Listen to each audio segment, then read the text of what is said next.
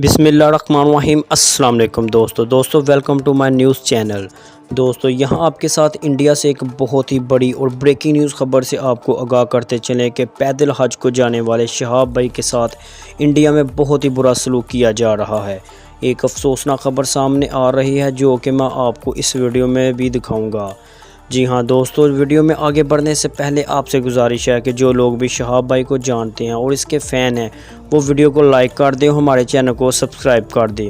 اور نئے آنے والے دوستوں سے گزارش ہے کہ ہمارے چینل کو سبسکرائب کر کے ساتھ دیے بیل آئیکن کو لازمی پریس کر دیں تاکہ اس طرح کی ویڈیو کا نوٹیفیکیشن سب سے پہلے آپ کو ملتا رہے اور آپ رہیں باخبر۔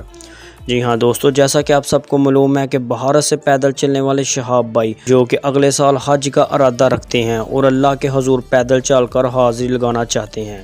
اور اسی لیے انہوں نے پاکستان کی سرزمین سے بھی ہو کر گزرنا تھا، لیکن ان کے ساتھ انڈیا میں بہت ظلم کیا جا رہا ہے اور ان کے فین کو ان سے ملنے تک نہیں دیا جا رہا، اور جو لوگ ان کے ساتھ پیدل چل رہے ہیں پولیس والے ان کو تنگ کر رہے ہیں، ان پر لاٹھی چارج کر رہے ہیں اور ان کو دھمکی دے رہے ہیں۔ ہماری اللہ پاک سے دعا ہے کہ اللہ تعالیٰ ان کی مشکلوں کو آسان کرے اور ان کی استدعا کو قبول کرے، اور اللہ پاک ہمیں اور آپ کو حج کی توفیق دے، آمین۔